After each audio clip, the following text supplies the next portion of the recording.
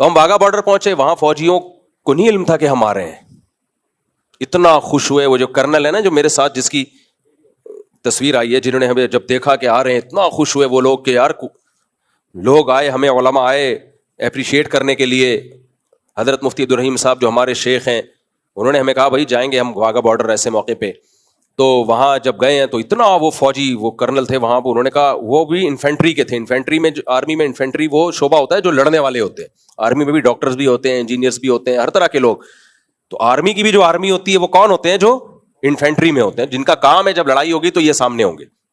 اتنا خوش ہوئے اور انہوں نے کہا کہ ہمیں اس وقت قوم سے صرف حوصلے کی ضرورت ہے. کیونکہ جب آپ پیچھے مڑ کے دیکھیں اور دیکھیں کہ لوگ ساتھ نہیں دے رہے, ایسا ہے نہیں, لوگ دے رہے ساتھ الحمدللہ, لیکن کچھ بے وقوف غدار تو ہر دور میں ہوتے ہیں. تو اتنا ان کا دل خوش ہوا. پھر جو آپ نے دیکھا ہم بارڈر پہ گئے, تو تیسرا دورہ ہوا ہے میرا واگا بارڈر کا. تو ہم نے اپنے فوجیوں کو دیکھا, یار کیسے ہینڈسم اسمارٹ فوجی ہے ماشاءاللہ, خاندانی ہے, اتنے اونچے اونچے قد. وہ وہاں جو کھڑے ہوئے تھے, ہم نے کہا یار اینٹیں وینٹیں لے کر آؤ ان سے گلے ملنے کے لیے. تو وہ اللہ کا شکر ہے وہاں بہت سارے چینلز آئے ہوئے تھے, انہوں نے اس کو دنیا بھر میں پھیلا دیا اس کو. اور آپ ہماری جو ہم نے بات کی وہاں پہ, یا ہمارا میڈیا نے جو بات کی ہے, کتنی نپی تلی. آپ یہ صرف میدان کی جنگ نہیں تھی, میڈیا کی جنگ بھی تھی. آپ انڈیا کا میڈیا دیکھ لو, پھینکے جا رہا ہے, لمبی لمبی پھینکے جا رہا ہے, اچھل رہا ہے. ابے ٹک کے بیٹھ کے کوئی خبر پیش کر دو یار. اس پہ ہمارے یہاں لوگوں نے کتنی میمز بنائی ہیں. ایک نے میم بنائی نا, انڈیا کا میڈیا, پھر کہہ رہا ہے پاکستان کی ہم ایسی کی تیسی کر دیں گے. کلا بازی کھائی لنگور کی طرح, وہ بیٹ سے کلا بازی کھا کے وہاں گیا, پتلا سا تھا نا, بہت دبلا سا. پاکستان نے یہ کہہ دیا ہے, پھر کلا بازی کھا کے ادھر آیا. پھر بھائی ٹک جا یار ایک جگہ, حملہ تو کر رہا ہے لیکن لگ ایسا رہا ہے کہ ہم نے کر دیا ہے. ہمارے میڈیا کو دیکھیں, کوئی ایک جھوٹی خبر, جہاں تک میری معلومات ہے کوئی جھوٹی خبر نہیں ہے. ISPR کا جو بیان آ رہا تھا کتنا نپا تلا, لوگ کہہ رہے تھے یہ تو ڈرا ہوا ہے. یہ تو بھائی ڈرا ہوا نہیں ہے, وہ چیخو پکار نہیں کر رہا, وہ تمیز سے بات کر رہا ہے. وہ کہہ رہے بھائی مودی جو تم کہہ رہے ہو نا کہ یہ حملہ ہم نے کیا, ہم نے نہیں کیا. جب ہم کریں گے تو ہمیں بتانے کی ضرورت نہیں ہوگی, دنیا کہے گی کہ ہو گیا یہ بہت. تم خود چیخو گے, خود کمبخت کروا رہے ہو, اور ڈال کس پہ رہے ہو؟ ہم پہ ڈال رہے ہو, پاکستان پہ ڈال رہے ہو, کر خود رہے ہو. تو ہماری اسٹیٹمنٹ بھی وہاں بڑی نپی تلی تھی.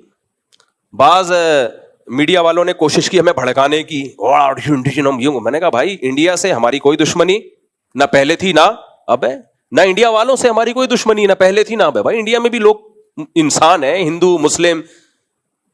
2010 اور 11 میں انڈیا سے کتنے اچھے تعلقات تھے. تو مسئلہ انڈیا پاکستان کا نہیں ہے, مسئلہ ایک شخص کا ہے جس کو کیا کہا جاتا ہے؟ مودی. اس کی کھوپڑی کیا ہو گئی ہے؟ آؤٹ ہو گئی.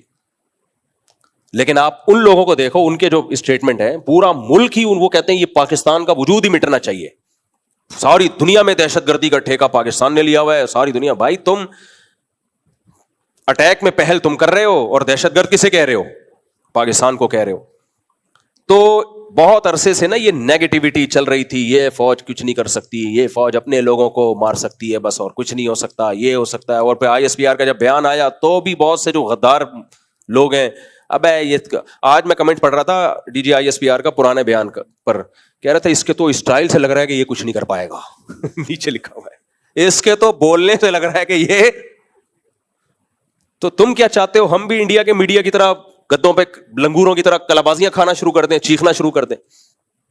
تو مجھے یاد ہے پرسوں رات کو, میری طبیعت اصل میں سفر کی وجہ سے نا 3-4 دن خراب رہی ہے, ورنہ میں اس جنگ میں پورا ان رہتا ہوں, وقت پوری جو ہے نا آپ کو خبریں دیتا رہتا میں.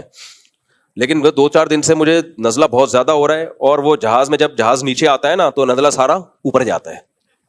میرے اتنے اس دوران سفر ہوئے ہیں کہ جب میں لاہور سے آ رہا ہوں, اسے لاہور سے آتے ہوئے پائلٹ لے کے بھی بڑے لمبے راستے پہ گیا, بولا وہ ادھر انڈیا کا بارڈر قریب ہے, تھوڑا دوسرے راستے سے لے کر گیا, دیر لگا دی اس نے. تو یہاں اترا ہوں, اگلے دن پھر مجھے ملتان جانا تھا, جب اترا ہوں تو سارا کان میرا خراب ہو گیا نا درد سے, نیچے دباؤ آتا ہے. ابھی وہ ٹھیک ہوا نہیں کہ پھر ملتان کی فلائٹ تھی, وہ جہاز نیچے آیا تو اور خراب ہو گیا. پھر واپسی پہ PIA والا تو بارڈر کے اوپر سے لے کر آیا ہے. PIA بڑی مزے کی چیز ہے یار, کبھی اکیلے میں خوشبو لگا کے آؤ گے تو تمہیں PIA کے واقعات سناؤں گا. بڑی دیسی فلائٹ ہے, مزہ آتا ہے PIA میں سفر کرنے, جلدی بھی پہنچتا ہے. وہ ایکسیلیٹر پہ فل اسپیڈ پہ پاؤں رکھ کے پہنچا دیتے ہیں. یہ میں نے 20 دفعہ تجربہ کیا ہے کہ آپ پی آئی اے سے سفر کرو جلدی پہنچتا ہے آدمی. کہاں پہنچتا ہے یہ ایک الگ بات ہے, لیکن بہرحال ٹھکانے پر بھی جلدی پہنچ جاتا ہے, جہاں بھی جانا ہو جلدی پہنچ جاتا ہے. تو وہ پھر جہاز نیچے آیا, پھر کان بند ہو گئے, وہ مسلسل. تو وہ 2-4 دن طبیعت اتنی خراب رہی ہے کہ میں اس جنگ کو پراپر وے میں, جب ہم فتح ہوئی ہے نا, تو جو ایک خوشخبری دینی تھی وہ بھی نہیں دے پایا میں. تو اب ہوا یہ کہ الحمدللہ پرسوں ترسوں رات کی بات ہے, جب یہ آخری دفعہ انڈیا نے اٹیک کیا نا, بڑا اٹیک کیا, ادھر ڈیپو پہ حملہ کیا لاہور کے آرمی کے. اچھا, لوگ یہ بھی کہہ رہے ہیں یہ فوج کے جو ٹھکانے ان پہ حملہ کیوں نہیں ہو رہا, سویلین پہ کیوں ہو رہا ہے. ہماری بحثیں ہو رہی ہے لوگوں سے. اچھا, ہم کہتے ہیں مودی کو یار فوجیوں کے ٹھکانوں کو بھی مارو, سویلین کو کیوں مار رہے ہو خالی تم. بے وقوفوں والی بات ہے. وہ سویلین پہ کر اس لیے رہا ہے کہ تاکہ عوام کو اکسائے. بھائی جب ایک ملک میں رہتے ہیں تو فوجی ہو سویلین ہو, ہمارے لیے سب کا خون برابر ہے. کچھ علماء تھے جو پازیٹیو اس طرح کی باتیں کر رہے تھے. عوام کی جو غدار وطن ہے میڈیا پہ تو وہی چھائے ہوئے تھے, کیونکہ یہ نیگیٹو چیزیں جو ہے نا یہ باہر کا میڈیا پھر زیادہ پھیلاتا ہے, باہر کا میڈیا زیادہ پھیلاتا ہے نیگیٹو چیزیں. یہاں مجھے یاد ہے ایک صاحب آئے, مجھے کہنے لگے مفتی صاحب یہ کیسی لڑائی ہو رہی ہے, کیا ہو رہا ہے یہ, وہاں سے ڈرون آ رہے ہیں, ایک میزائل آ رہے ہیں, اس کو جنگ کہتے ہیں. میں نے کہا ٹھیک ہے, میرا اگر کوئی رابطہ ہوا مودی سے میں بولوں گا کوئی بڑے بڑے بم پھینک یار. یہ چل رہا تھا ان جنگ کے دنوں میں. یعنی بھائی کرنے کی بات کرو یار. قوم ایسی ہے بولنے سے پہلے سوچتی نہیں ہے. تو کہہ رہے یہ کیا چل رہا ہے, یہ کون سی جنگ ہے. میں نے کہا بڑا میزائل منگواتے ہیں جو ڈائریکٹ اللہ نہ کرے آپ کے گھر پہ لگے تو آپ کو لگے کہ یہ جنگ ہے. ایک نے کہا یہ کیسی غزوہ ہند ہے, وہ فائر کرتے ہیں اگلے دن تک کچھ نہیں ہوتا, پھر اگلے دن اس کو کہتے ہیں غزوہ ہند. میں نے کہا غزوہ جنگ کو بولتے ہیں بھائی, جنگوں کے ہر دور میں مختلف طریقے ہوتے ہیں. میزائلوں کی وار الگ ہوتی ہے, تیروں کی وار پہلے دور میں الگ ہوتی تھی. غزوہ حنین میں تو تیر چلے ہیں, وہ کہیں یہ کون سی جنگ ہے, گھوڑوں سے نہیں ہو رہی خالی تیروں سے ہو رہی ہے. جنگ کا مطلب لڑ رہے ہیں, ایک دوسرے کو قتل کرنے کی کوشش کر رہے ہیں.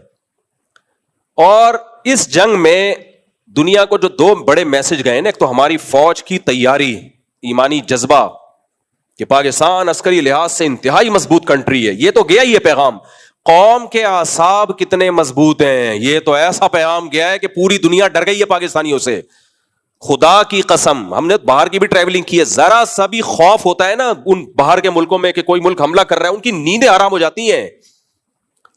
پاکستانیوں کا حوصلہ دیکھو یار, یہ 5-6 دن جو گزرے ہیں نا, جتنا پوری قوم نے ان 5-6 دنوں کو انجوائے کیا ہے, ایسا لگ رہا ہے ان سب کی شادیاں ہو رہی ہیں.